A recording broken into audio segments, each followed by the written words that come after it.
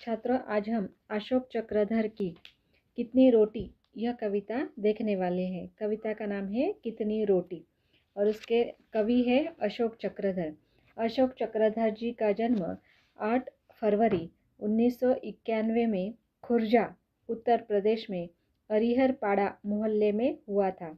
और यह जो अशोक चक्रधर है वह हास्य व्यंग कविता लिखने में माहिर है और कविता वाचन की परंपरा में भी वे प्रमुख विद्वानों में गिने जाते हैं। उन्होंने टेलीफिल्म, वृत्तचित्र, लेखक, निवेदक, धारावाहिक लेखक, निर्देशक, अभिनेता, नाट्यकर्मी, कलाकार तथा मीडिया कर्मी के रूप में काम किया है। तो इस तरह से ये अशोक चक्रधर है। अब हम काव्यसार देखेंगे कि इस कविता में क्या है। देखिए, इस कविता में बहुत ही कम पंक्तियों में, बहुत छोटे शब्दों में उन्होंने बहुत ही गुड़ इस तरह का अर्थ दिया हुआ है जो कि हास्य का एक अनूठा दृश्य प्रस्तुत करती है। एक छोटा सा मजाक है लेकिन उसमें काफ़ी बड़ी बात यहाँ पर कही है। देखिए, गंगा नाम का एक पात्र यहाँ पर आता है। गंगानाथ से पूछा जाता है कि खाली पेट वह कितनी रोटियां खा सकता है, तो वह बतलाता है कि 7 रोटियां। तब पूछने वाला कहता है, पहली रोटी खाने के बाद पेट खाली कहाँ रहा। अर्थात इस समय तो सिर्फ एक रोटी का सवाल है, क्योंकि स्पष्ट ही है कि इस कविता में जो वर्णन है वह अकाल का वर्णन है। अकाल होने के कारण यहाँ पर लोगों को खाना तक नहीं मिलता।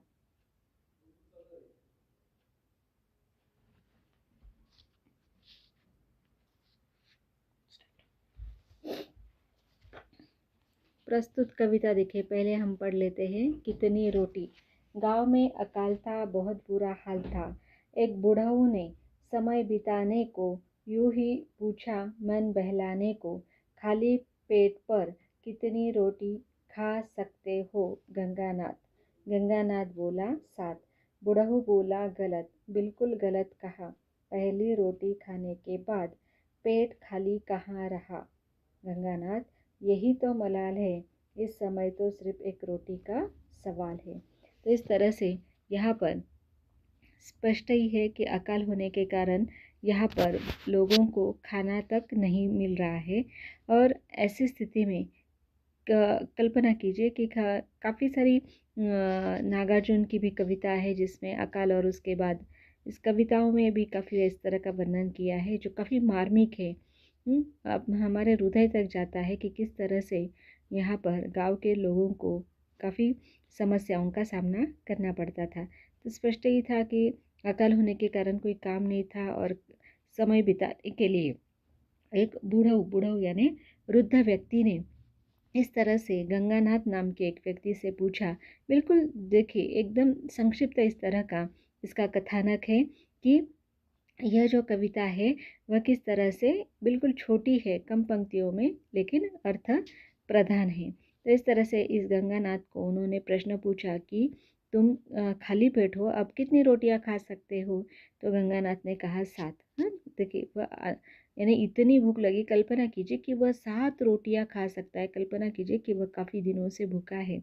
इसलिए ये जो वाक्य है वह बहुत महत्वपूर्ण है, 7। तो अब क्यों 7 रोटियां वह खा सकता है? क्योंकि वह काफ़ी दिनों से भूखा था।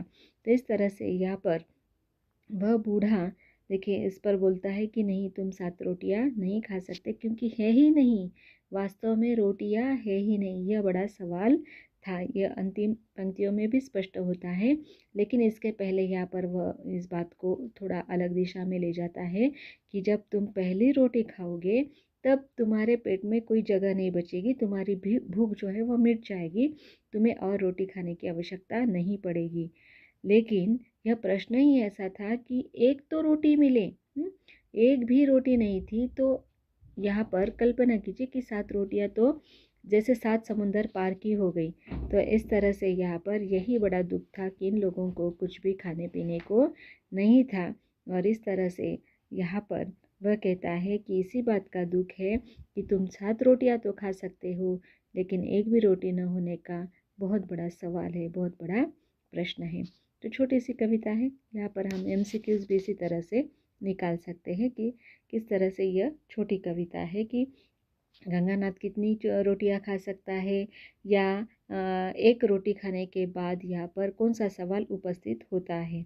तो सिर्फ एक ही सवाल है, एक रोटी का सवाल, क्योंकि एक भी रोटी उसे नसीब नहीं होगी। धन्यवाद।